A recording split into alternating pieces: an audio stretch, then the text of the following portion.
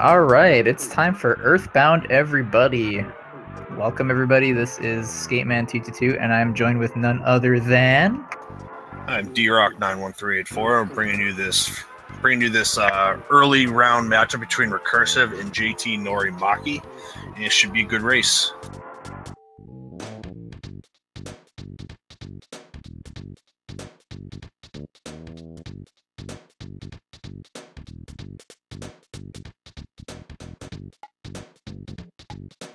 Earthbound hype indeed. Yeah, get hyped for this race. It should be a good one. We're getting ready. We're going to be starting in 5 seconds.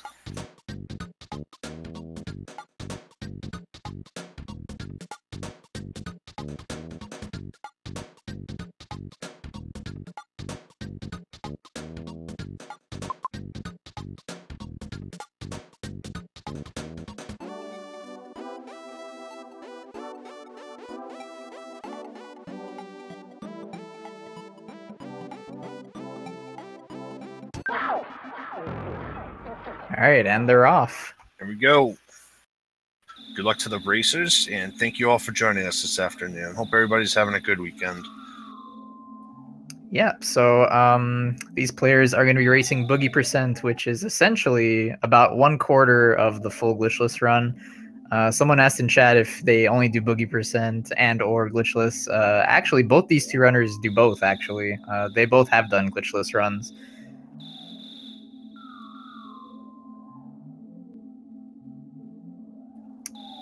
So yeah, like the command exclamation EB mentions the goal is to defeat Boogie Tent and then collect the jar of fly honey after. And like I said, that's pretty much 1/4 of the way through the full glitchless run. Just have a nice short and sweet category for, you know, tournaments like these and races. Yeah, this is our equivalent of, say, Final Fantasy VI and their Paladin percent run. So this is a partial game category that we use it for a race tournament such as this. Covers roughly the first quarter of the run.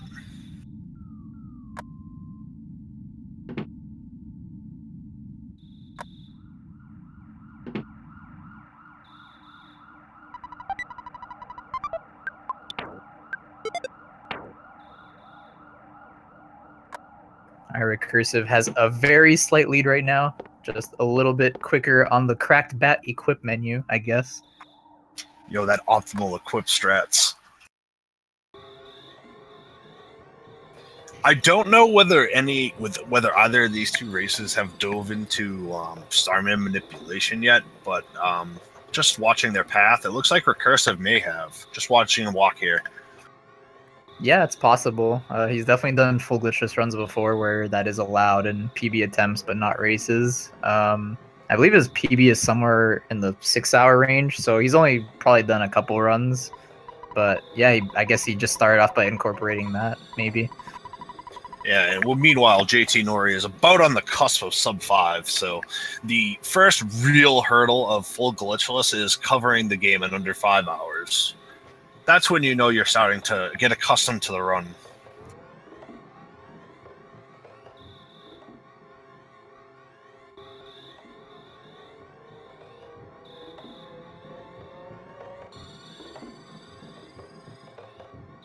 Looks like Nori is out in front right now. He got back to the house first. Oh, wow, that's interesting. I guess better matching and movement, maybe? I don't know. I guess wasn't fully paying attention to how that happened. I did see r3cursive bump into a few things on the way up. Okay. Back, so that could have been it. I mean, at this point, they're separated by seconds, so... All right, so I guess I'll just give a little bit of a rundown on their group right now. We are in the group stages, where each player is in a four-player group, and they have to face each of their opponents in the group, so 3 matches. They're in group Rockin', and both of these two players are both 0 wins and 1 loss each. They both lost to background guy 02, who's up front. So these two are kind of duking it out to kind of equalize it between them, or like settle the score. Who's the better of us two with similar scores? This match could very well determine which of these two gets out of the group too. Yeah, that's very possible. The other person in the group, James Spedded, or James Sped ID, I don't really know how you say it.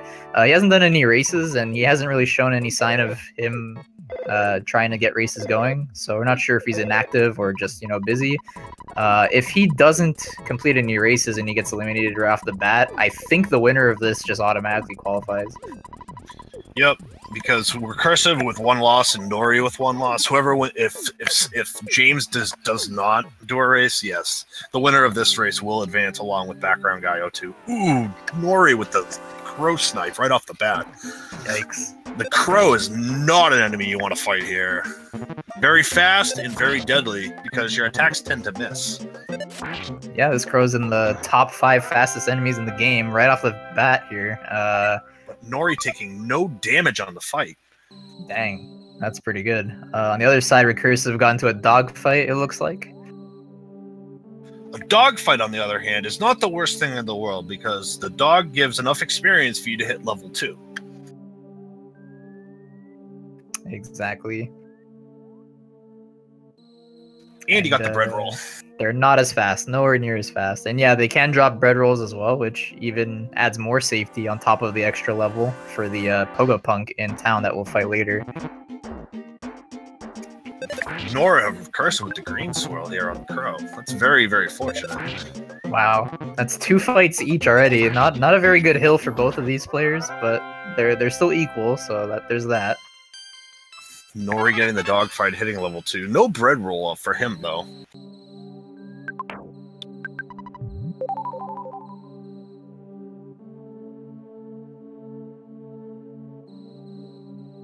JT notices a snake and walks back to despawn.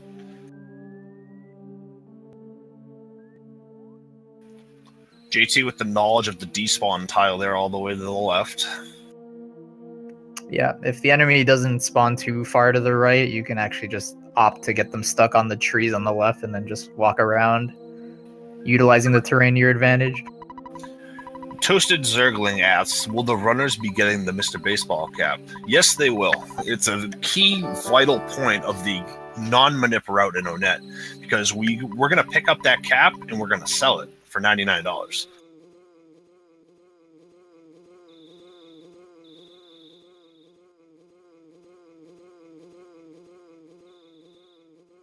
These two players right here at the meteorite, virtually tied. r3cursive slightly ahead, though. Yep, pretty much. Here we meet Buzz, who will join us temporarily, tell us about the evil that is Gygus, and, the boss that we will never see in this category, but, it's good to know. Just because we don't see him doesn't mean he isn't out there. You have a point.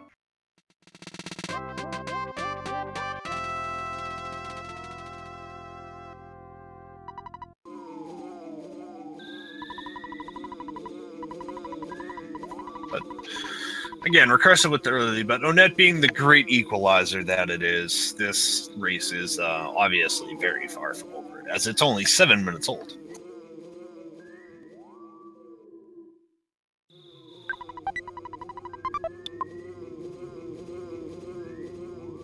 So since r3cursive got the bread roll before going up to get Buzz, he builds up a little bit more of a lead.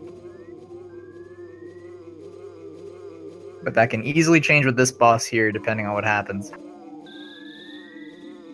Yeah, an optimal fight here for Nori and a suboptimal fight for r3cursive would put Nori back in front. So you want to tell the people about this fight, Skate? Yeah, sure. So this is the first boss of the game. It's relatively simple. You just use auto fight and just mash it out.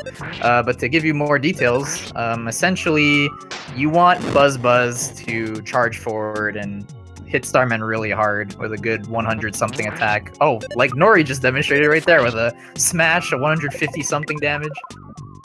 r3cursive got it as well. Buzz puts up a shield to guard against Starman's PSI attacks like fire and freeze. So it's pretty likely that Nori will get a 2-cycle where it's only 2 Buzz attacks. Another 150 smash. Wow. That's funny. So And Nori, again, pulls ahead on Yeah. the Starman fight. Yeah, I guess Recursive's first Buzz Buzz attack was not that strong. So Recursive had a 3 cycle, Nori had a 2 cycle. So Nori just inches ahead a little bit. And now we're just gonna have to advance the plot a little bit further. It's a little sad part of the story here. Yep. So the Minch kids are going to go upstairs, and the father definitely does not beat them up. So while this is going on, I guess we can talk about the runners a bit more. Just talk about their backgrounds and stuff. Nori is quite the runner of the Shantae series games. I do know this very well because I am also a runner of the Shantae games. He also has explored quite a bit into Earthbound, and I believe even like Zelda 1 randomizer stuff.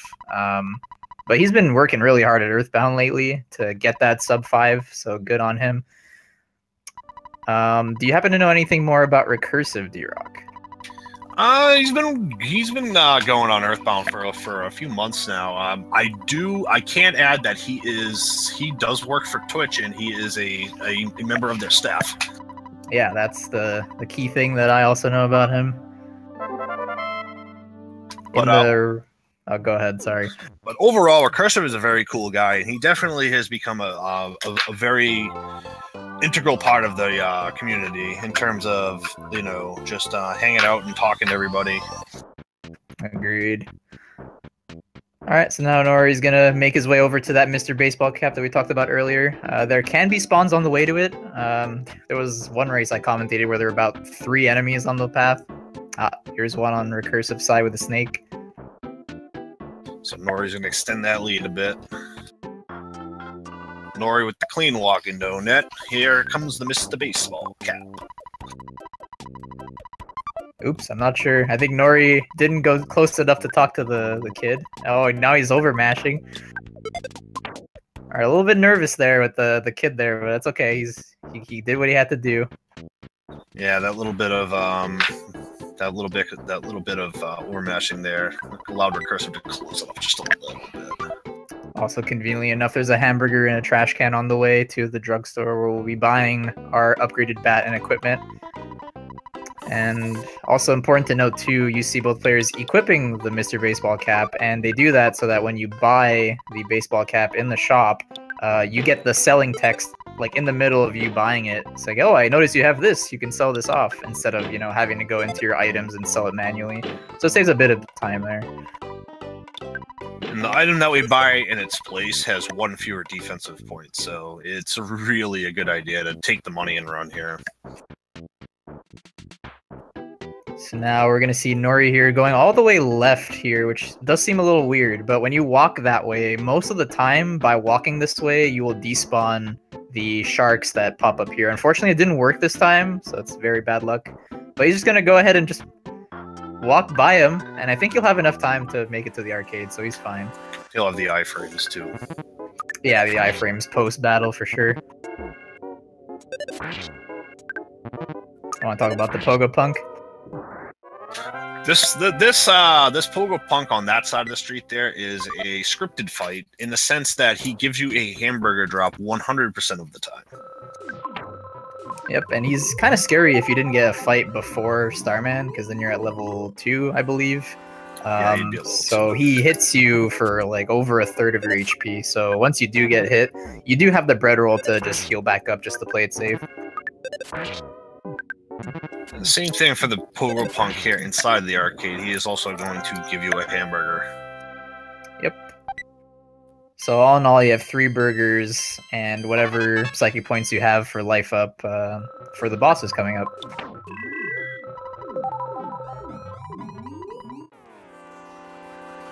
Then here we have the Yes Man Jr. Nowhere near as threatening as the Pogo Punk. They can still hit for about 10 HP, but most of the time they'll just laugh hysterically, and you just bash them out. It takes only 2 bashes. Now you see Nori lifing up. He did get hit by a Yes Man, and before your fight with Frank, you definitely want to heal to full every time. Yes, Frank here, very scary boss. Every single time you get hit, you have to heal right away. Frank has 2 attacks, a weaker attack, or a brandishing a knife attack, which hits very hard. He also can talk dirty, which is essentially a turn waste. Yeah, so you do want to see that, if possible.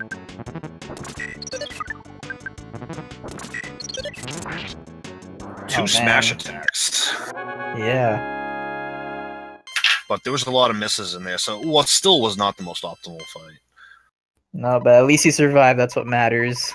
Yeah, not dying here. And then once you gain the level at Frank, you do get 5 psychic points out of the deal, so you do get a life up out of it. So Frankenstein is a scripted battle in the sense that every other turn, he will not attack you, he'll blow off a burst of steam.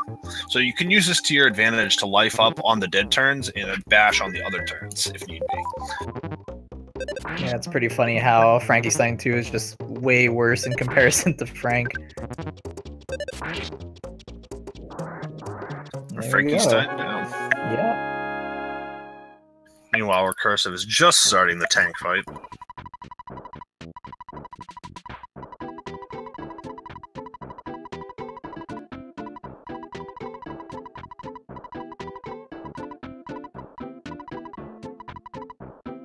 So, a little known fact here, you can walk into the arcade and walk back out to Frank, and he will give you a full hit. Yeah, it's a really welcome addition here. The next area is going to be the first sanctuary and last sanctuary of this category, and it's a pretty brutal one because of the boss.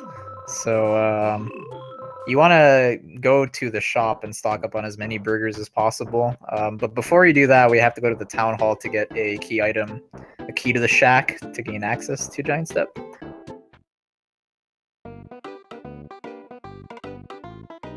And the mayor asks you mid-sentence here if you will be very responsible with the key and not get yourself into trouble in Giant Step. And, you know, just to pacify him, we say yes. You don't have to tell him about the sanctuary location up there. He doesn't need to know that. Because Exactly. We're trying to save the world here, and we can't be stopped by the mayor of a small town.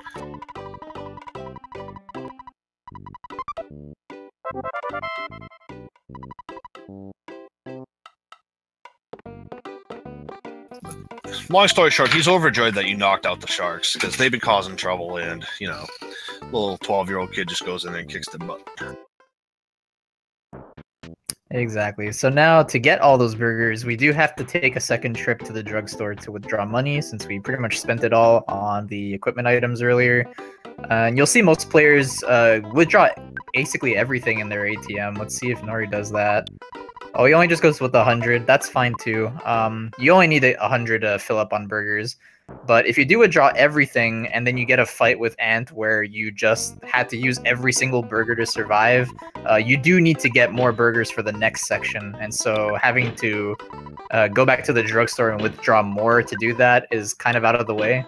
So if you withdraw everything, you can kind of just work with, you know, what you have already at your disposal instead of going all the way back there. So he's gonna go for the risk here, assuming Ant won't be super duper trolly, just, you know, barely trolly or better. Risk reward in the sense of a full glitchless run in terms of money, but in terms of this race, there's a lot of stuff that you don't buy in Happy Village that you would buy in a full run. So in my estimation, not taking all your money out is sort of a detriment, because if you do have to buy burgers after it, now you have to go back to the ATM, and that costs time. And yeah, and I just saw something really interesting there that I didn't know about. The NPC was really close to the door, so when he used the key to the shack, it actually pointed to the NPC, and he says, "Yeah, that's the key you got to use right here." Yeah, I saw that. That's too. funny. Now, there's another thing that after you open up the key to the shack, those traveling entertainer guys give you a travel charm. Unfortunately, it doesn't offer any defensive boost, but what it does do is it prevents against paralysis. Yeah, it's only a 50% protection against paralysis, but it's something. But it's not needed at all for this category. Yeah, unfortunately, there's no boost. r3cursive getting into the first slug fight before Nori. Nori getting into Giant Step first, but having a bit of trouble spawning slugs here. Yeah, so here we have the first and pretty much only grind section of both Boogie Percent and Glitchless. We got to get 22 slugs to get to level 8, which is where you want to be, so that you can learn PSI Rockin', so you can deal with the boss fight much quicker, or much easier, even. So to do that, you have to kind of walk around in this first room until you get 22 slugs. There are many strategies that the runners can employ here. The safest one is just sticking on this first floor here, because only mice and slugs can spawn. So you can just kind of walk back and forth, you can respawn the door, you can just dig into one tile, you can do whatever you prefer to get those 22 slugs just on this floor. Well, you can go for Hello Boing strats and get 16 on the first floor and then study your way up to floor 3 and look for a 6-pack. Yeah, so going up a floor is a little risky, but it will pay off if you get it to work. On the second floor and third floor, Antoids can spawn as well, and they look exactly like slugs. The key to differentiate them, though, is that if you see more than 2 grouped together, it usually will be slugs, whereas Antoids are in packs of 1 or 2.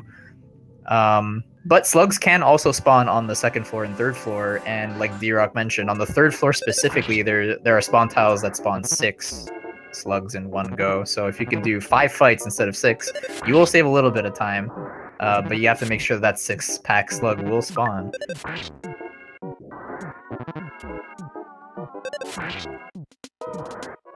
Recursive having the better slug grind so far, for sure. Yeah, I haven't been keeping track too well, but I know Recursive, I think, is ahead at least a fight. He's about a pack of slugs ahead so far. Yeah.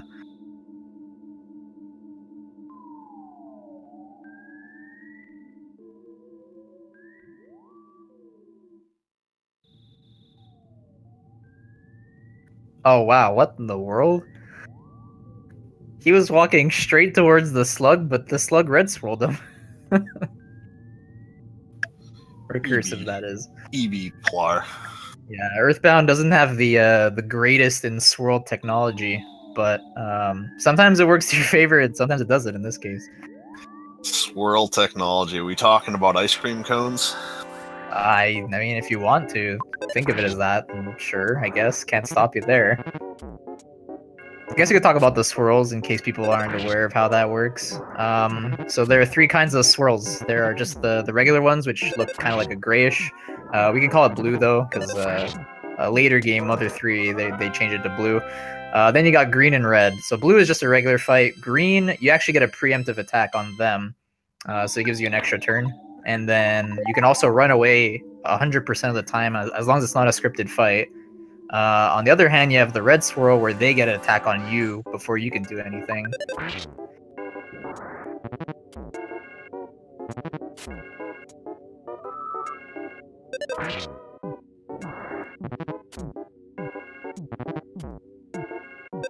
So if I'm not mistaken, I believe Recursive has done 4 fights so far. Yeah, but 2 of them were 2 slugs, the first 2. Oh, 2 of them were 2 slugs, okay. So he's at 12, I guess, maybe? Yeah. Nori's going up, though. Yeah, Nori's heading his way up. So either Nori has 12 or 16 here. I don't know what he has. If he's going for like the all-out boing strat, he does 12 on the first floor, then looks for a 4-pack on the second floor, and then a 6 up top. Meanwhile, Recursive did find another pack of slugs. He should be really close, I would think. Oh yeah, he's at level 8. There you go. So he got all of the fights he needed on the bottom floor. Playing it safe.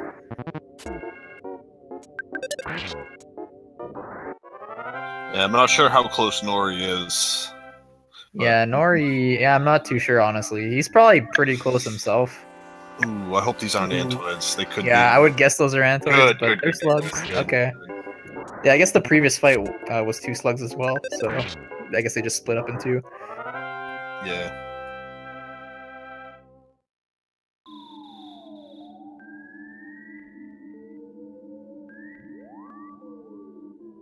So now Nori's probably looking for that 6-pack, whereas Recursive just doesn't want to get any fights at all. That might be a slug antoid. Yeah, that's not that bad, but yeah, it's way better than 2 antoids. That's definitely something you don't want to see. These antoids are kind of annoying. They can call for help, bring another antoid buddy. They can also use life up to heal themselves, and then they could attack as well. So they're pretty annoying. I like the life up there instead of the attack. Nori playing it safe here. He knows that he got himself into a pickle there, and he just plays it safe. Oh, and there's his level 8. All right, and he's actually taken the lead a little bit. Recursive's having some trouble getting through this first room. Oh, Nori might get into a fight here. Yeah, he's got rockin' though. He's okay, but he's got a 6-pack.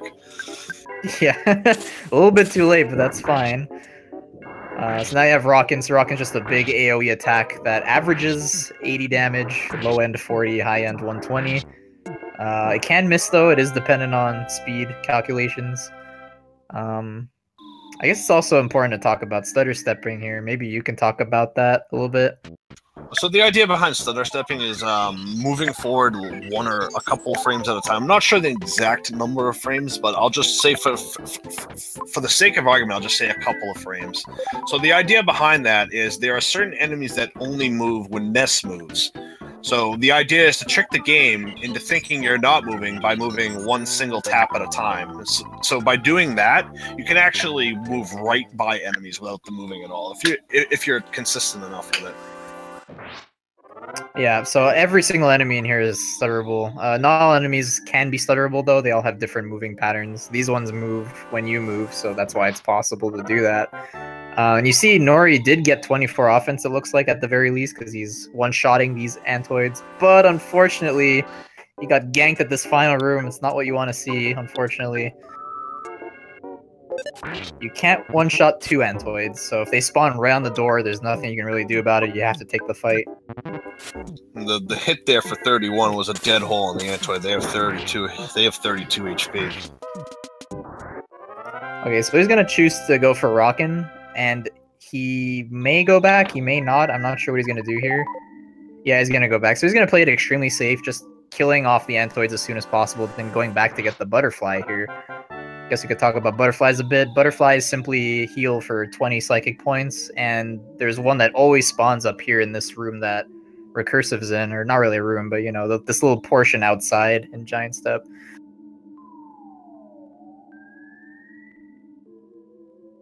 Yeah, Nori wisely going back to top off his psychic points. I agree with the move, even though it's going to put him behind now. It's going to make Ant. It's going to make Ant beatable. I would say that Ant is probably close to unbeatable without great luck, with only one Rockin'. Yeah, it's definitely not in your favor if you just have the one Rockin'. So going in with 2 and then an extra 5 just as a buffer for either life up or for like anti-magnet shenanigans. It's better off that way. Nori getting that cookie will be extremely helpful here. We got a cookie. Kappa. Could have saved it for Apple Kid. Alright, now here we have Recursive at Titanic Ant. Ooh, first turn magnet. 2 again, good. Glad that wasn't 2 for Nori again. Nori hitting level 9 right before level 9 strats, look at that. So that's going to give him 3 rocking uses, assuming Ant doesn't magnet.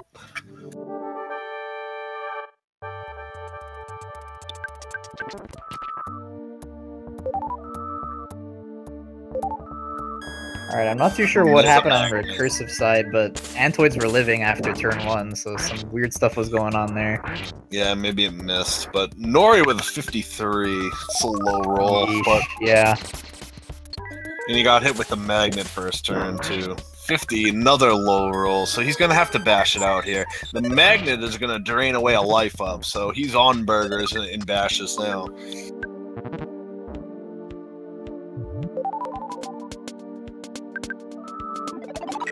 There's the shield. Nobody likes the shield. That's gonna have his physical damage the rest of the way. Meanwhile, Recursive is taking down the Ant. Yeah, Recursive is a level 8 there and managed to defeat Ant. Nori's at 9 though, so he should be better off here, but those Rockins were not helping that case. Nori just took the shield down in classic Ant fashion, puts the shield right back up. Yeah. Wow. A smash attack would be nice here. This would both do a lot of damage, and we'll get rid of the shield, because smashes automatically get rid of shields. That was 5 shields in a row for Nori. 5. Wow. And a defense down. Yeah, but he's not attacking you, so at the same time... Right. Nope, there goes Ant, he's down.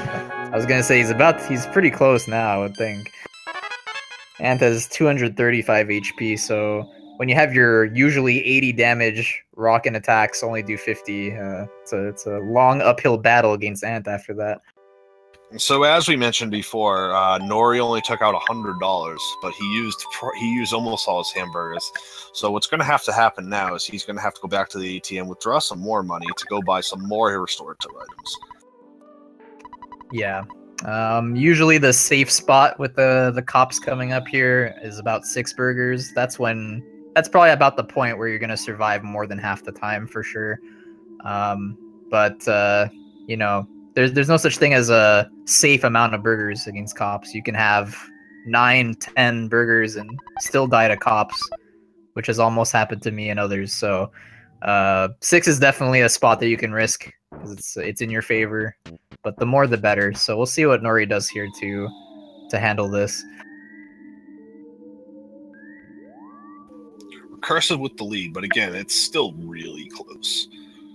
Yeah, Recursive is also going to buy some burgers. His Ant fight wasn't all too spectacular either, and he's also going to have to go to the drugstore. I guess he also didn't withdraw as much, or maybe just doesn't have any burgers at all, so he'd rather just get as much money as possible to just completely fill up on burgers.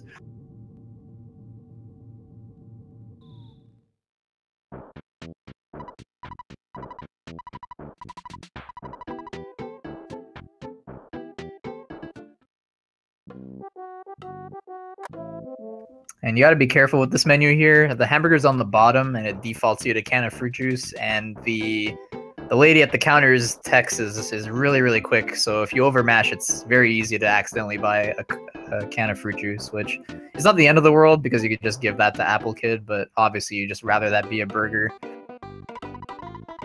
Recursive filling up on burgers, a bit overkill, but I mean, whatever you feel safe with, really. I like it though. I personally do that too if I'm in a situation where I have to, because the burgers don't go fully to waste. I mean, first of all, you do have to give a food item to Apple Kid, and then on top of that, the next area later also requires healing items, so it just lets you skip buying in happy. So I think it's totally fine to fill up. Just play it super safe. Why not? Yeah. The only problem is that if your cops go super well and you only have to use like 3-4 burgers, well then you're flooded with burgers. You have like 6 burgers left, and you're like, well, okay, this is a bit too much, but okay.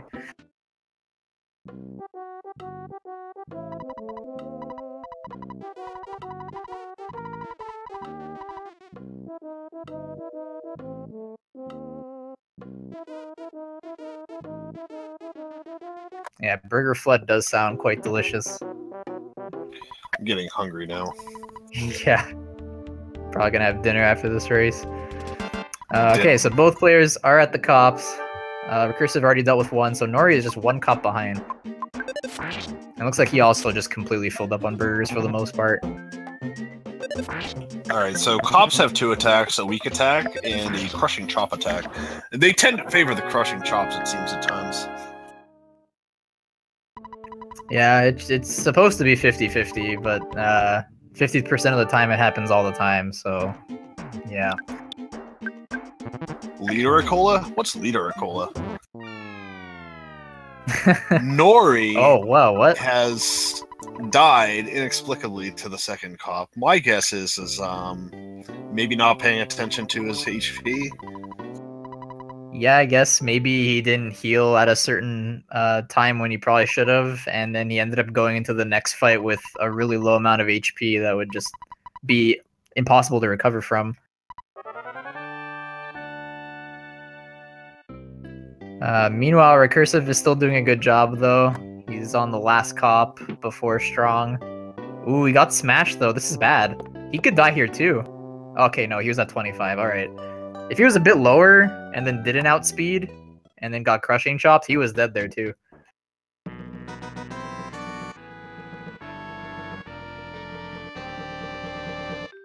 Oh, he auto-fought the first cop, apparently, according to Trend here.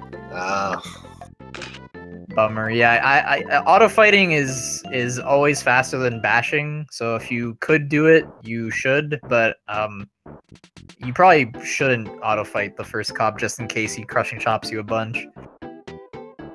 Alright, here we have Strong. Strong has 140 HP, and usually you just fire 2 Rockins, which on average will definitely kill. You could get low rolls though, so anything can happen. He could also do some really strong attacks, like putting you in a submission hold. He can also do empty attacks, like boosting his offense, or being on guard. He got very lucky there. If he didn't, because his first one was kind of low. If he didn't roll 94 in the second one, he had 14 health left. He was in trouble. Yeah. But he got out of it with a 34-minute net.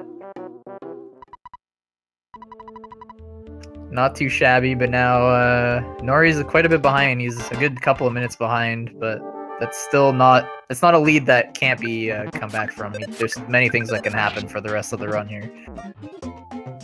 Yeah, certainly not insurmountable at this point. Let's see, with a good cops and a good strong Nori's about 4.5 behind.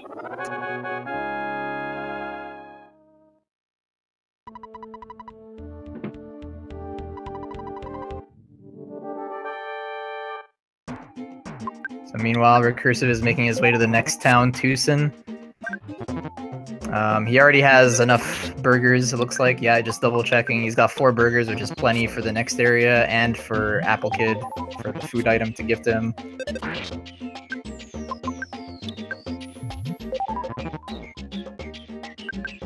And for these cops here, what you usually want to do is, so you have 2 kinds of healing at your disposal. You have both the life up, which heals a lot more than hamburgers do, and then you have the hamburgers, which heal for, 40 to 50 HP. So when you're below 60 HP, that's usually the point where you want to use your hamburgers to just heal you to full.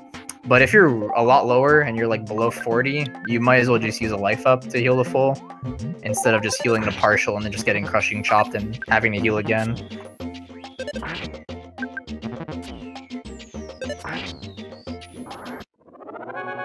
Nori playing very cautious there. He double healed. That's fair, I guess. These cops can smash you as well, so... He died on the second cop fits. Nice smash. Nice, yeah.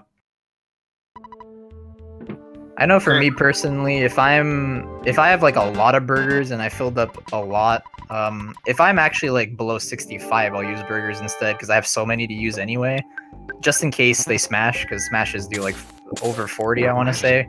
So they could put you in a lethal range if you don't heal quick enough. All right, Crash. We got Officer Smith, Officer Johnson. We have Officer Winslow. What are the other 2, Skate?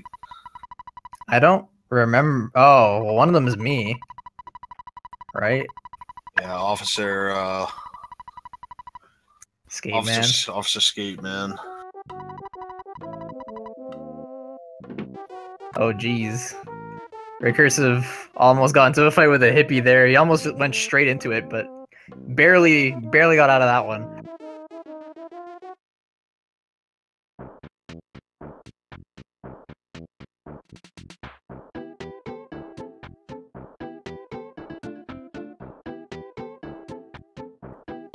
Alright, I thought Nori was gonna go to the exit mouse house for a second, but he knows better. We don't need that in this category. We could just skip that. Who would ever do that?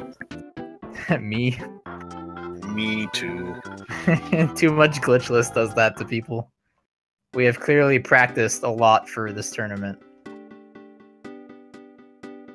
that's why we're here commentating and not, sucking in races. Just kidding, though. We're both undefeated so far, so I think we're doing okay. 3-0. Yeah, my race is not right after this, but it's later today. So I'll see if I can match that. Or else D-Rock's just gonna make fun of me all week. Yep. Well, I'll be commentating that race, so I'll just make fun of you during the race. Oh, yeah, fair enough. Hey man, at least I had the Franklin badge going into the shack. Oh, shots fired! No. That was great to commentate on. Yeah, that must have been fun. I have to go back and listen to that again. Yeah, so my last race on the restream, I went into Car Painter without the Franklin badge equipped, and that's not something you generally want to do. Nah, because then you get poofed. You go to the farm with the blue cow, and then you just sit there wondering what in the world just happened. And then it clicks 3 seconds later. You check your menu. Yeah. All right, but enough about us. Let's talk about these runners again. So r3cursive, I believe, just got the phone call about the invention that Apple Kid made, since you have to spend $200 to invest in Apple Kid's inventions. And the first invention is the pencil eraser, which is a statue that's blocking the way in Peaceful Rest Valley. And funnily enough, you don't even have to acknowledge that it's there. The flag to trigger that phone call is just to load up the pencil eraser in memory, which you pretty much can tell when you cross a certain grass patch going up north. Then you can just turn around and you'll be good to go.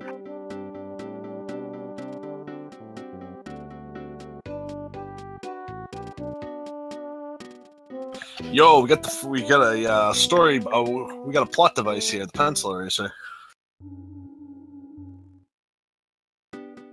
So what that's going to do is that's going to allow us to pass a metal pencil statue that is inexplicably popped up in PRV, allow us to entry into Happy Village.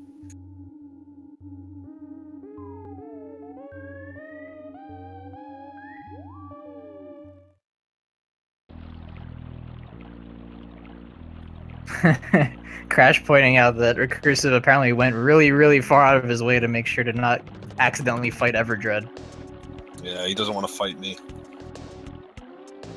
Yeah, many people believed in the past that was a fight that you had to take on to continue the story, but actually you can just completely skip it.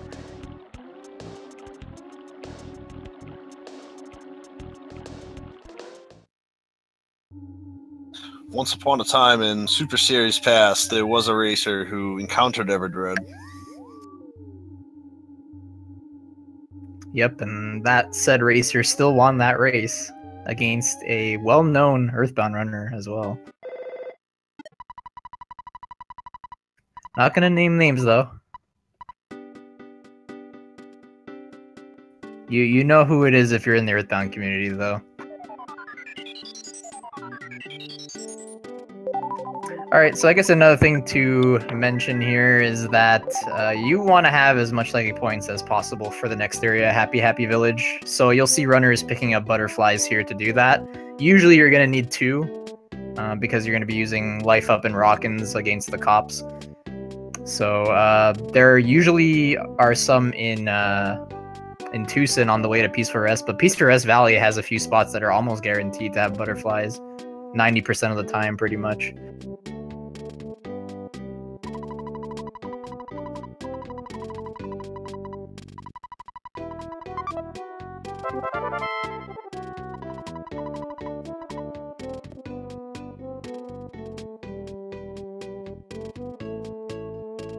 Nori getting the plot device, heading back. It looks like r3cursive is having a decent PRV so far.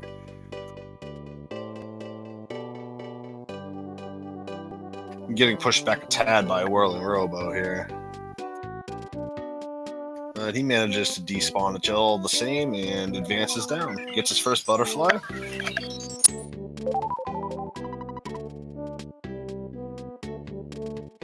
He gonna need one more though. He gonna need one more butterfly.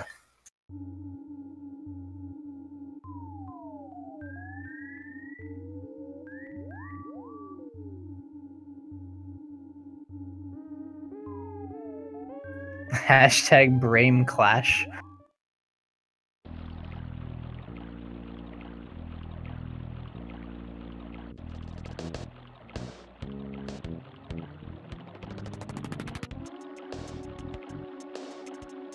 Yeah, it looks like you got a point there, Laszlo. Nori is just slowly catching up a little bit. Not too far off.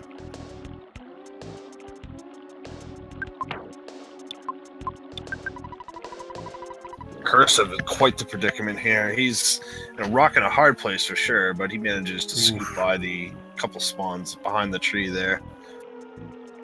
Yeah, he got a little lucky there. Those spawns just kind of stuck to the left there, got a little stuck. They're just shy or scared or something. They noticed his impeccable good looks and they just backed off. A Lamau. Swanson. Farnsworth. Okay, so here we are in Happy Happy on our cursive side. We're gonna do a little bit of shopping here. We're gonna get an upgrade to our hat and the bat. Make things a lot easier here in Happy Happy because there are annoying fights coming up. You can also talk to this old lady over here to get some healing items. And in this category, we don't need the refreshing herbs, so we're just gonna pick up some croissants to heal up. Croissant. Croissant. So croissants are a little bit better than hamburgers. Hamburgers heal for, like I said, about 40 to 50-ish. Croissants tend to heal for 60, so comes in handy for a few of these fights. And you'd actually rather heal with those healing items than using life up, because you want to conserve as much psychic points as you can to use rock-ins on certain fights. Ooh, Nori having some good knowledge of the game there. The trees are pretty slow, so there are 2 trees in the way, but Ness can just outspeed the trees and just walk on by. Nori's made up a lot of ground here. Yeah, honestly, not too far behind. His PRV was pretty solid, looks like.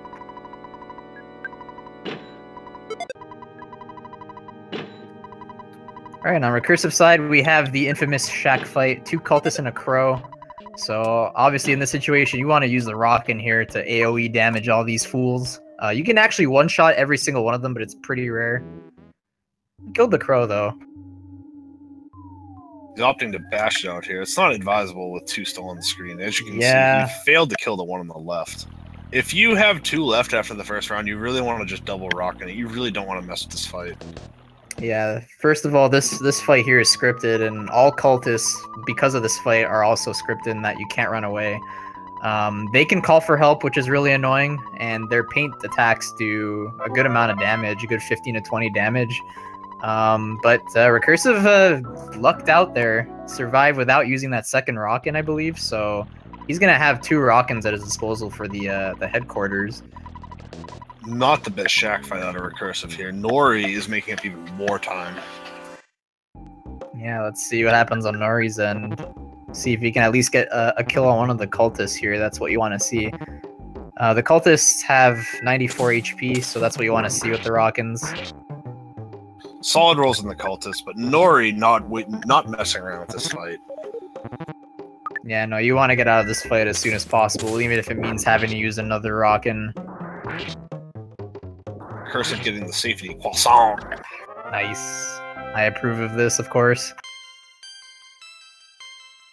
Meanwhile, Nori had a pretty clean textbook fight there. Yeah, so Recursive not only has a little bit of a lead here, but he also has an extra 10 psychic points for an additional rock-in, which could increase the lead a bit further. But anything can happen. These fights can go in many different ways, especially with Cultist and Carpainter. Oh, I've died on this fight inside so many times over the years. So the smash attack, though. Nice. Yeah, nice smash there. That helps. So Recursive is in a super good spot here. Recursive, I think, has a good 2 or 3 healing items and 2 rock-ins. Oh, 3 rock-ins even if he chooses to. So this Carpainter fight should essentially work out just fine. We all know how those lightning misses can pile up. Yeah, but, you know, 3 rock-ins, and, you know, throw in a few bashes, and that should do it regardless of lightning. Oh, good, he had the Franklin badge. Yeah. Good thing. All right, so here's Carpainter. Carpainter's a scripted fight. First turn is always the crashing boom bang attack, where you have a 1 out of 4 chance twice to hit you. Second turn is then a life up, and then third turn is a paint attack.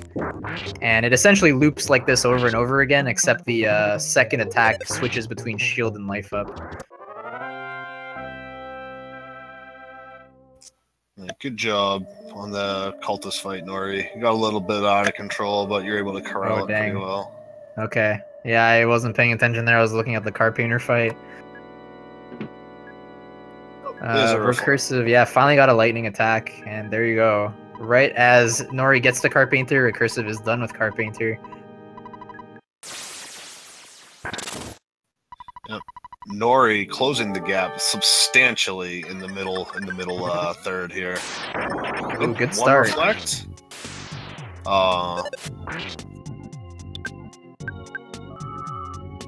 So he's opting to hang on to his Rockins for the second turn, because second turn Carpainter will usually outspeed you and life up.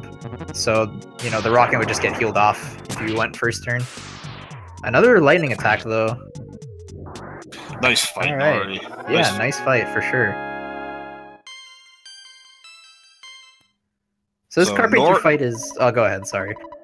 Nori had a cleaner Carpainter fight than Recursive did. Sorry, Skeet. Sorry, I didn't mean No problem. I was just gonna talk about how the Carpainter fight is, like, a pretty complicated fight, because there are a lot of things you have to think about regarding your health, their health, when to heal, and, you know, how to best increase your chances of having the lowest HP possible, because you may have seen them save in Tucson. We're actually going to use that to our advantage to Death Warp back there, so the lower the HP on Nest, the better. I believe Nori was at 40-something when he finished. I did not see what Recursive was at. Oh yeah, the Crash brings up a good point, though. This is a really, really important thing. You do not want to use life up on a lightning turn, or else the game glitches out. It cancels your life up, and it cancels the lightning. Or it cancels at least the lightning. So you don't do that, because then you're just losing a bunch of damage on Carpainter.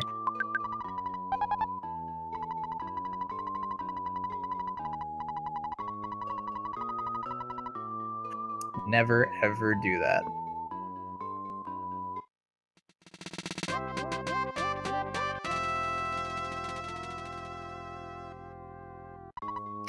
Alright, so now both players have Paula in their party, so now what you usually do is you just drop all your equipment items to make the Death Warp quicker. And you also want to drop the Teddy Bear, because the Teddy Bear serves as a 75% distraction towards enemies, where they will hit them 75% of the time, so you don't want that either. Ooh, wow. That's a nice Death Warp. Yeah, that was I think that was a 2-turn Death Warp there. Really quick Death Warp from Recursive, from the mole. Typically, you want to use that mole to Death Warp when you're at a, you know, decent HP, when you're at, like, you know, less than, let's say, 70, 80-ish is usually a good spot. But some people just swear by the mole, no matter what the HP is. So what you do is you just kind of ATM card and bash with Paula so that you don't do damage to mole, or minimal damage, while the mole will attempt to kill you, but sometimes will confuse itself and stuff. Wow, smash on Nest, that's awesome. Yeah, as you can see, Nori tapped on auto fight there. That's what you want to do if Nest dies first. Just throw an auto fight, because Paul is only going to do 1 hit point of damage per attack. Never going to be enough to pile up.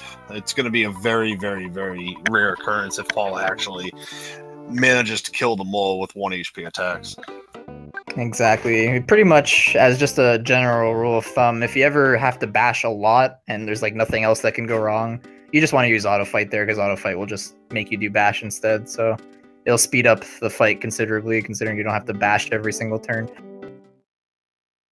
So in a few minutes, Recursive's going to get into the Chaos Theater, and he's going to watch the Runaway 5 perform with our friend Drumboardist. Oh yeah. I guess another thing to mention too is that after the Death Warp, when you game over essentially and you continue, Ness will be the only party member who's alive with no psychic points, whereas every other party member will be dead. So you do have to revive Paula here. So what you usually do is you have $100 to go up to the hospital and revive Paula. And so when you game over, you lose half your money. So if you get to a point where you have $200 or more, you'll have enough to just skip withdrawing money and then just go straight to the hospital. But if you spend too much money, then you're gonna have to withdraw to have at least 100.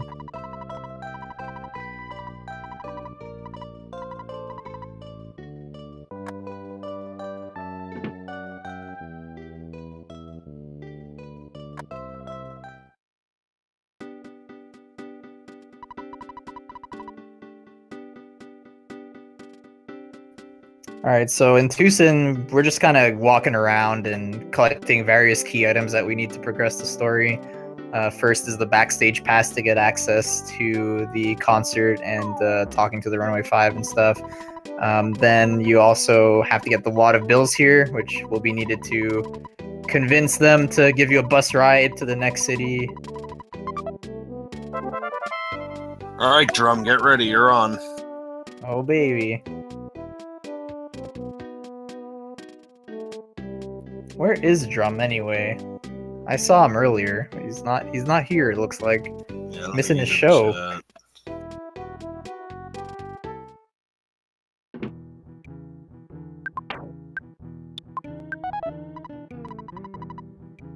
So the one in the back jamming away on the keyboard, that's Drumboardist. That's the one that we call Drumboardist.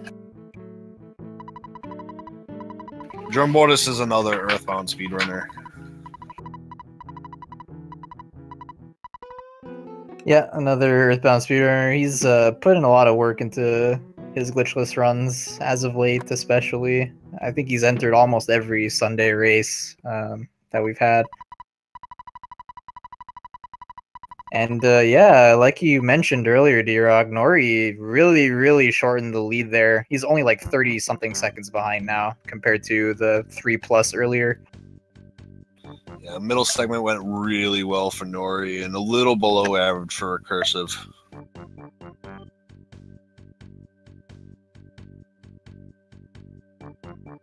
So in the Japan version of Earthbound, also known as Mother 2, these guys are known as the Tonzura brothers, and they both wear matching black suits. So the idea is that they are supposed to be a parody of the Blues Brothers, but when the game was localized, that was obviously changed to avoid any sort of litigation from the people who produced and made them the movies. Yeah, so they turned them into Mario and Luigi and Runaway 5, even though they're 6. Drumbo was just in on it, man. Yeah. He just kind of showed up one day, yeah. Look at him, he's so happy. He's so happy.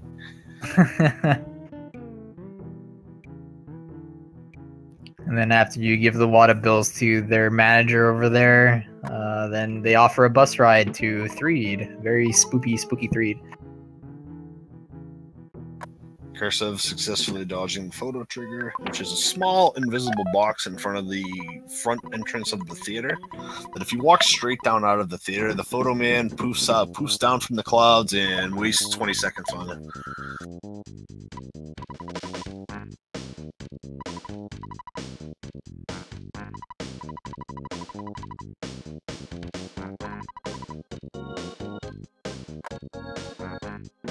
Alright, well, we have a race. We're almost an hour through, and the lead is less than a minute. That's always great to see.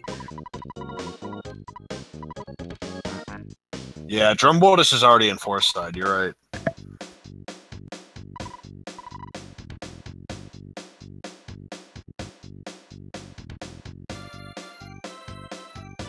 Yeah, this is a very close race. A good one so far.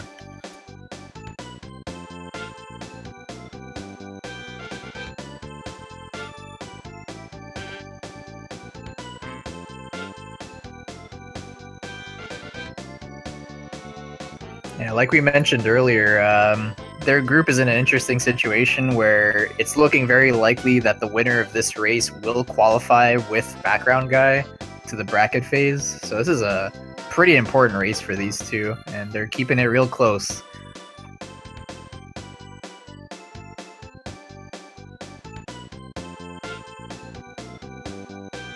Yeah, we'll see how the graveyard goes here. The next thing that the players got to do is they have to go to the graveyard and trigger a little cutscene with the zombies that are guarding the way up top. This graveyard is pretty scary. There can be many things that spawn. I think the most annoying one are the flies. They have really crazy movements. Sometimes they're really aggressive or they just fly around randomly. So you want to despawn those flies as much as possible on the way to the zombies. And unfortunately, r3cursive got a red swirl here. 2 flies. This is a little scary. Yeah, this is not good. Luckily, none of them attack Paula, so if Paula can get a freeze off here, this might be okay. He bashed with Paula. He should be using freeze. Oh, yeah, no, freeze is really good against these flies. Oh, no. r3cursive's in trouble here. There's a freeze. Oh, will this do it? It should, yeah. Oh, wow. I'm 1 hit point remaining. r3cursive surviving by the skin of his teeth here. Now I wonder, can you trigger this next thing without Ness? I want to say you can. I want to say you can too. I've never had this happen before. We're gonna find out. Yeah, I guess the benefit here is that Paula gains tons of levels here, which obviously is slow, but through those levels, Paula does learn fire, which is going to help out for the namesake of this category, Boogie Tent. Just like that, Nori has taken the lead. However, r3cursive's Paula is at level 7 or 8, which means that she is not going to have to level up as much at Boogie Tent, whereas Nori will. Exactly. So those levels it's not as regardless. much of a lead as it looks. Yeah. Those levels happen regardless. So if anything, it's still virtually tied. Yeah, I agree. Pretty much. Good point there.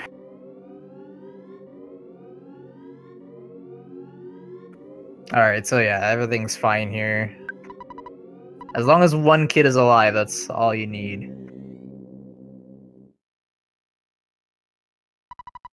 We have some support in the chat here. We got the Go Nori Go. We got the Go R3 Go. Go r3cursive Go. And Go TJ Teriyaki.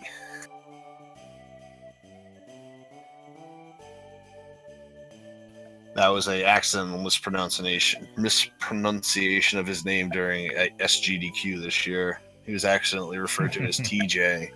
So then that also ballooned into TJ Teriyaki instead of JTNoriMaki. Hooray for meme/inside jokes.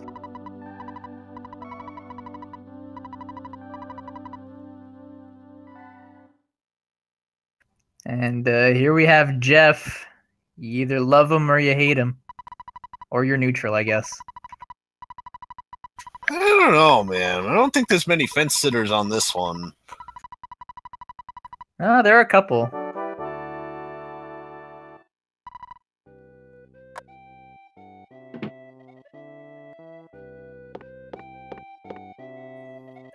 So Jeff is interesting. Jeff is the only one without psychic powers, so Jeff does damage with other means like guns and bottle rockets, which we will be using against the boss of this category, the Boogie Tent. So we're gonna have to depend on Jeff here to do his thing and actually hit with those bottle rockets, which he tends not to do, but also sometimes does really well with them. So Jeff is just really unpredictable. Yeah, he needs to get a new prescription for his glasses because it's obvious that he needs a stronger prescription because he misses so much. Yes, sir, and this is really close for sure. I want to see you accurately shoot a bottle rocket. I mean, Zergling, you're not wrong. You're not wrong, but when the speedrun depends on Jeff doing its thing, it's scary, and it's like, no, Jeff, just do it, like, all the time. I know it's unreasonable, but you gotta go fast. So you do a little stuff with the keys and stuff. First, your keys bend, so then you have to go back, and in the span of 10 seconds, he creates a bad key machine, which fixes the bent keys, and you go in the lockers and you get 2 equipment items. You get the Holmes hat and the pop gun. Mona Vita brings up a good point. Does the J in JT stand for Jeff?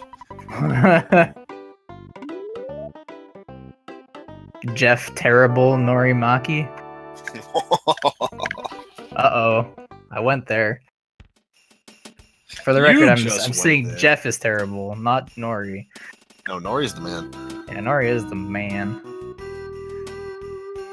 So yeah, in that shop there, you buy a $1 pack of bubblegum, feed that to the monkey, and he becomes Bubble Monkey, and which is good and bad as well.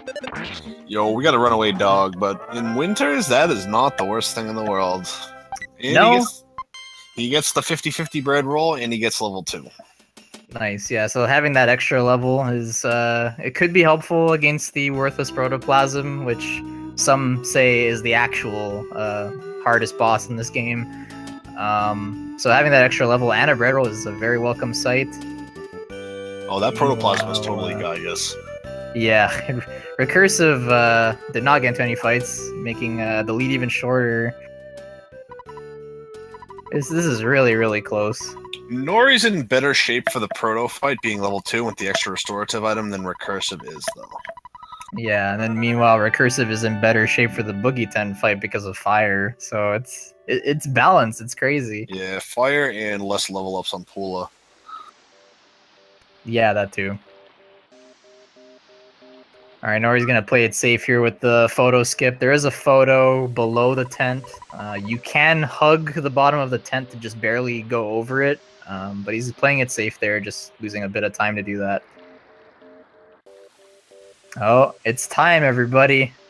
They're already doing it. Don't even have to tell them. Yep, they're getting used to it now. Let's see those MS Paint pieces in chat. Let's spam the Tessie.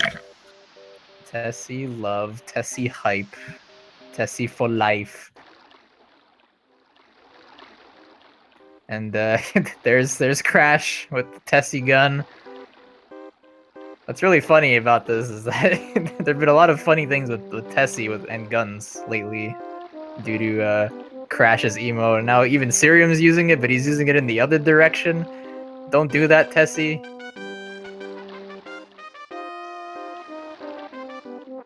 Wow, look at all this love. Thank you all so much. This is great. Tessie just so happens to be my favorite character in this game, so it means a lot. Thank you all for the Tessie hype. There you go. You fixed it, Sirium. Alright, now we're getting a little out of hand. Tessie's loaded. Alright, so here you're going to see the runners do an interesting movement to skip a gruff goat spawn that would usually spawn below. So you just got to move a little bit to the left there, which looks weird, but it guarantees the spawn skip there, so you want to do that. And here we have Brick Road, where dreams sometimes go to die. And it can also come true, Skeet. Yeah, that's why I said sometimes. It's also possible to skip all 3 encounters in here, although the first proto skip is very, very, very difficult to pull off. Difficult and requires some good luck. Alright, so proto here can do a few things. It can call for help, which always sucks. It can make itself confused, which is a good thing. Or it can hit you.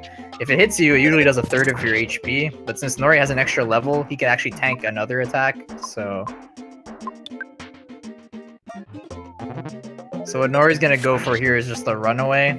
It's actually impossible to run away from the protoplasm in the first 2 turns because you start off with a -% chance.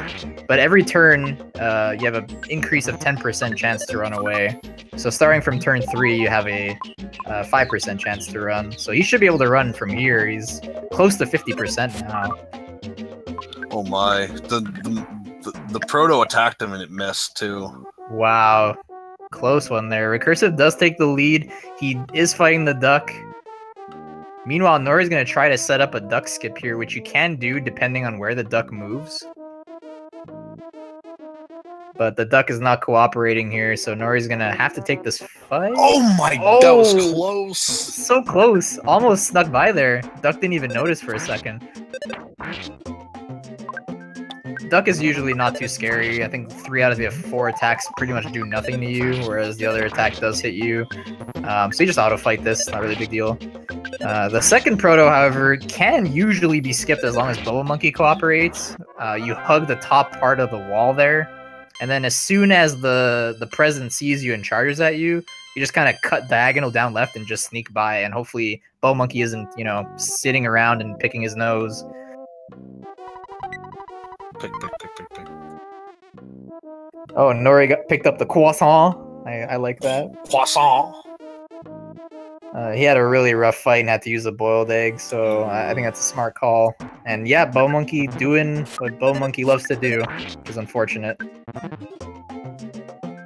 So yeah, Brick Road not treating Nori too well. Recursive kind of breezed through there though, and he's in Pawn Cave already.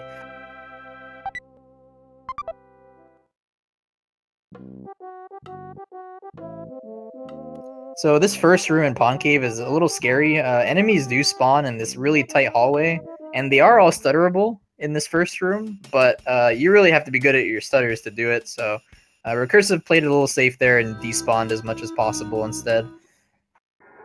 Picking up the hamburger for safety.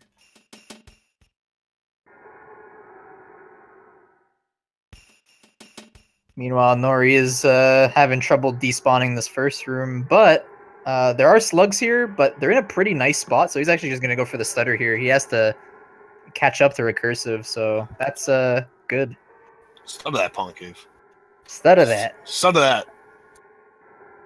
That's a quote from Daniel RGT, another member of our community. He loves stuttering here, and he always suggests that people do. Nori's catching up. They're in the same room, right? They are in the same room. Nori is like right there with them now. Nori stuttering master. He's stuttering it. Oh man. Stutter that. Good job, Nori. You waited for the Bubble Monkey to catch up. I saw what you did there, man. Oh no. No! He got too cocky. He was like, oh man, I'm stuttering everything. They got nothing. And then he just kind of walks casually and the slug just sneaks by like, nah, you ain't got me. I got you. They're both in a slug fight. My goodness. This is but crazy. Nori, this race is great. Nori is through to the last room. But can he despawn the mushroom before Recursive catches up? Man, they're in the same room yet again. They're in the same room. Recursive gets right in. There he goes. Nothing. Oh, but Nori. Oh my goodness. My goodness. Neck they and are neck. Neck and neck.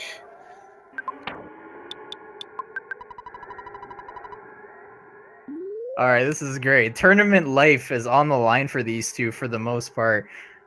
They're frame for frame right now, Skate. Yeah, looks like it. Oh, Recursive is slightly ahead.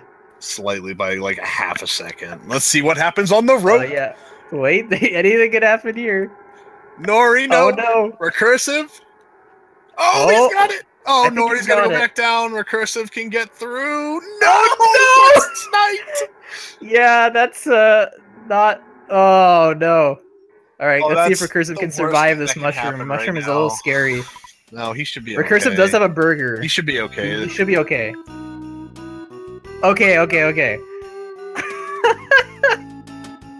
This is so good. Alright, so Nori takes the lead. So he's got a good 15-20 seconds ahead of Recursive leading up to Boogie Tent here. And again, the time between the level ups is about 15 to 20 seconds. So that's true. Recursive already has the levels, so they're essentially tied right now, even though it doesn't look like it. They are essentially still tied.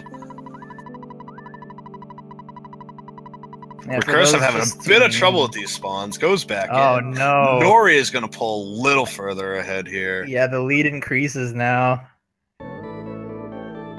Oh my goodness, these cave boy positions are not favorable. These cave boys are not doing Recursive any favors right now. Yeah, I think he could have snuck by if he walked correctly, but... Oh no, where is he going? He just has to walk left there. This is bad. Cave boys are brutal. Like, he's probably not surviving this, but if he does, kudos. Oh man, goodness. That's a tough spot to die in. I can't believe that happened. He's not like gonna have. this. I don't know where he's gonna. Does he spawn all the way back? Yeah. Without the monkey now. Yeah, without the monkey at least. But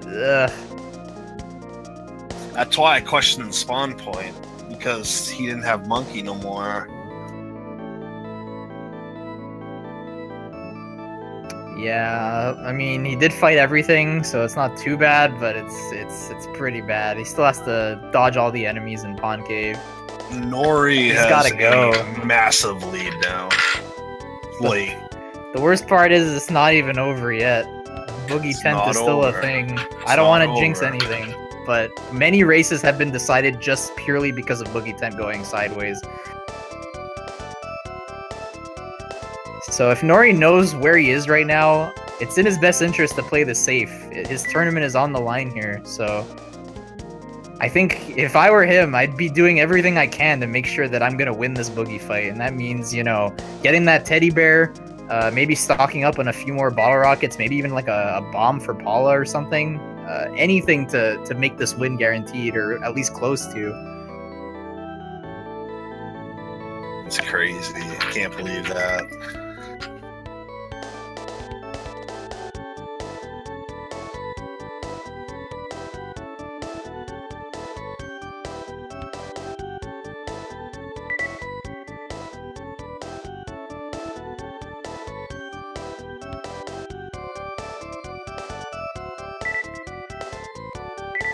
Yeah, you have a point, Fitzbits, but he's sitting at a 3-minute input break where he doesn't have to think about anything, so it's not too hard to just pop in a stream and see what's going on.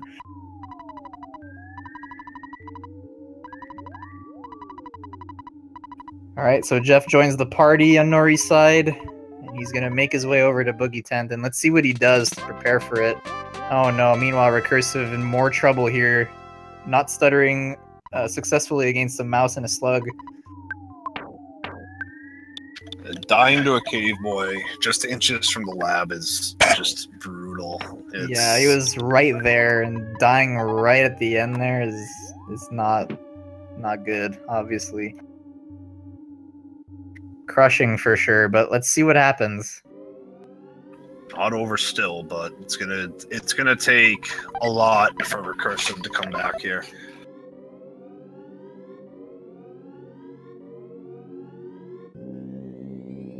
Clean Boogie Tent would mean Nori will walk away with this one. So we'll see what happens. He's on his way down. Alright, Nori is just going in. No safeties whatsoever besides the teddy bear. Wish him the best of luck. Let's see what happens. Ooh, that zombie dog. The dog spawn. If it was a little closer, that could have been problematic. Rolling in. Oh, he's not even playing this save. He's just going with the rocket and freeze here. Ooh, Paula. Okay. And you know what? That would have nullified the level ups on Paula. Oh, but she survives because Jeff one-shot. Oh, she gut saved. But the BBR one-shots. Yeah, the BBR one-shot. It's as if Nori knew. He just knew that would happen. Nori is going to walk away with the victory in a very, very, very close matchup that was decided in Winters. GG. Yeah, that rocket was huge. It was a 600-something rocket. That means all 5 of the bottle rockets did hit. Really tough ending for r3cursive, who played very, very well throughout this race. Both of these races deserve a very solid GG. Agreed. Alright, so official time on Nori here is a 1:17:50, and apparently he improved his Boogie personal best in race anyway by 41 seconds. So congrats to Nori. He's gonna go ahead and do the Boogie Tent glitch shenaniganry. Meanwhile, we'll see r3cursive finish this out. See if he can finish strong here with a low 120 something.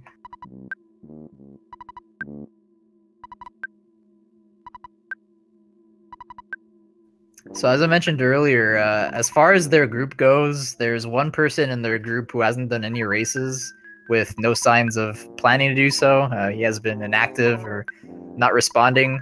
So by the looks of it, if he does not respond in time, because I believe there's only one more week left to get in the races done, what's going to happen is that all the other 3 people in the group will get an automatic win, which means background guy will be undefeated. Nori would have 2 wins, 1 loss. And r3cursive would be 1 and 2. So Nori, it's looking good. He probably will qualify with background guy. And yeah, he's got an interesting glitch here. Got the Q Q Q Q Q Q Q Q Q Q Q. Don't be sad, Nori. You won. Croissant.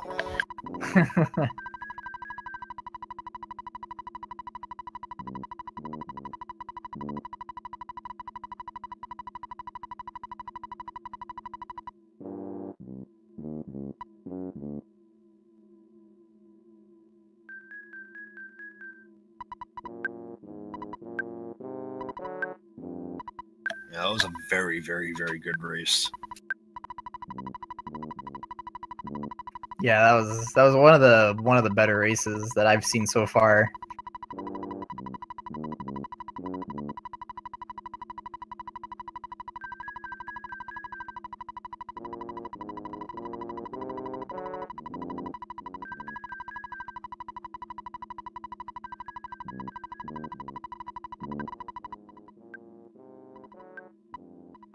Yeah, that was a very, very, very good race. Yeah, that was one of the better races that I've seen so far. Alright, r3cursive's coming to a landing here. Let's see how Boogey Tent treats him. Yeah. Sorry, Trent. Boogie Trent.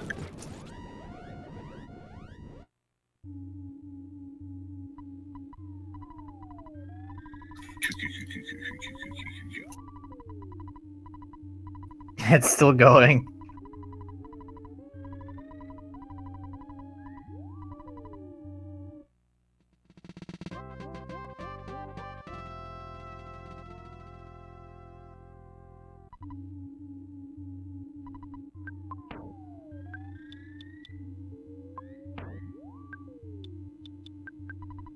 QA.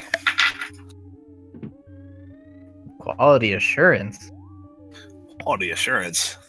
For some of our viewers who may not know, this game is kind of broken. Oh man, I love this one. The hint guy text. This hint is worth a lot more than you paid. That's it for today. Garbage happen. Like, I love those ones. I've had that happen to me too. Semicolon 2 / happen. Oh, Crash posted it earlier. Yeah. 9,066. Believe me, that hint is worth more than you paid for.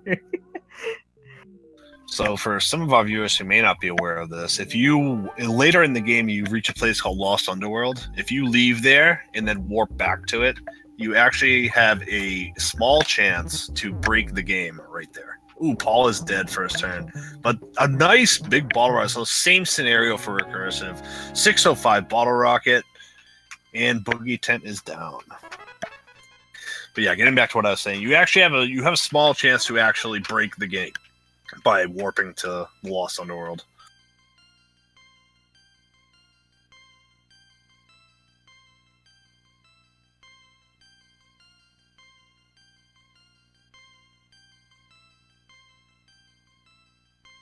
r3cursive accidentally split early there on Boogie Kill and not when you pick up the jar of fly honey. No worries though. I told him to just dot undone and do dot done when he picks up the fly honey. Yeah, that's fine. So he ends with a time of 122.55. GG, guys. Yeah, GG to the both of you. Thank you all for watching. This was an amazing race. Shout outs to the runners. Please make sure to follow them if you can. Cursive and JTNoriMaki. And I believe there's I know there's my race coming up later today at 9:30 p.m. Eastern time. There may be another one though, right?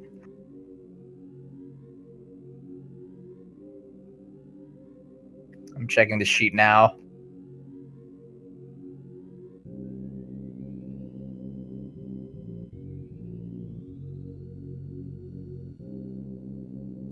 Thank you all for tuning in today.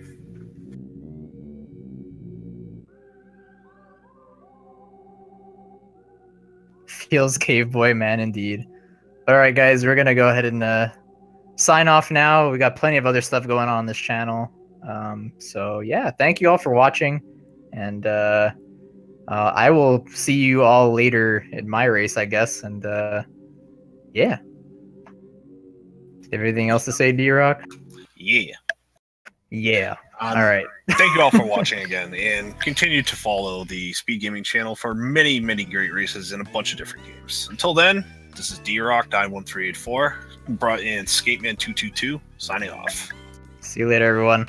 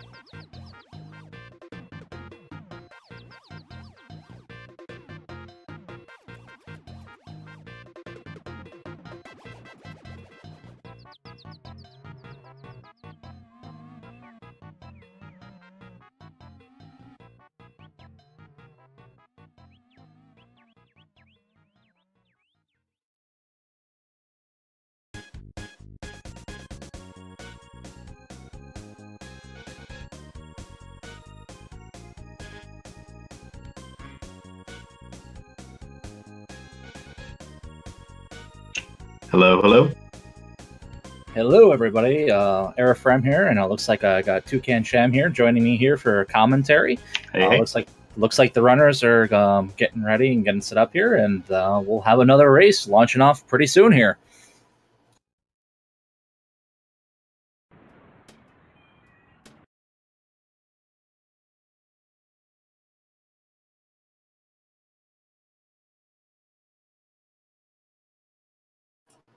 For those of you just joining us here and are new to the Boogie series, Boogie Percent is a category where we only do basically a quarter of the game. We go up and fight Boogie Tent, and timing ends when we grab the Fly Honey right after that. It's a nice short category, displays a lot of basic techniques that'll be used in the whole run, and is a great showcase.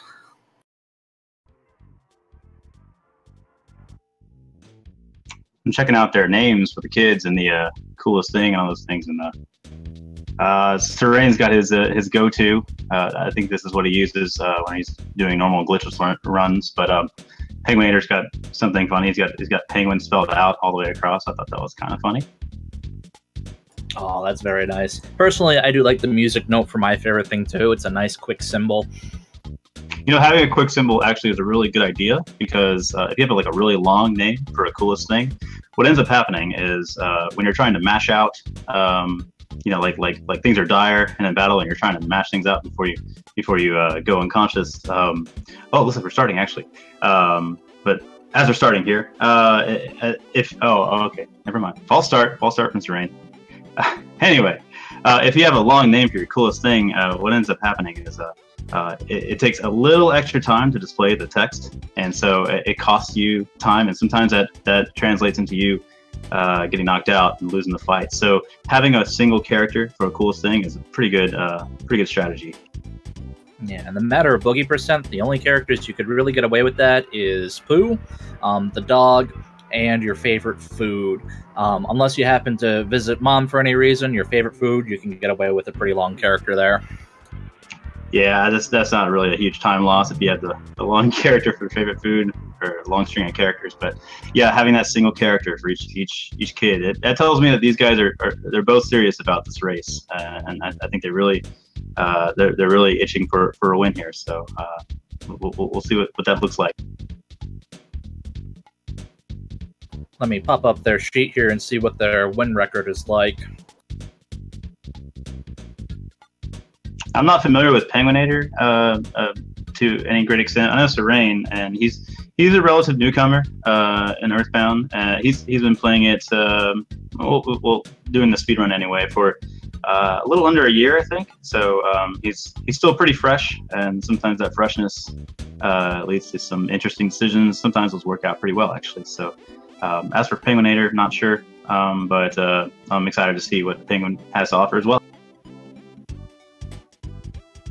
All right, looking at their record here, Penguinator has currently 1 win, and Saren is currently at 1 loss. So Saren's on the line here. He will have to win this match in order to stay in the standings for a chance to move out of the group brackets here.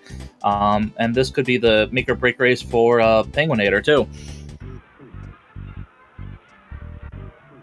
I think we're all waiting with bated breath to see this race ensue. It looks like they're more or less set up on the front end. They might still be kind of setting some stuff up on the back end, kind of invisible to us. But we'll just patiently wait for them to get everything ready, and they'll get going here in just a minute.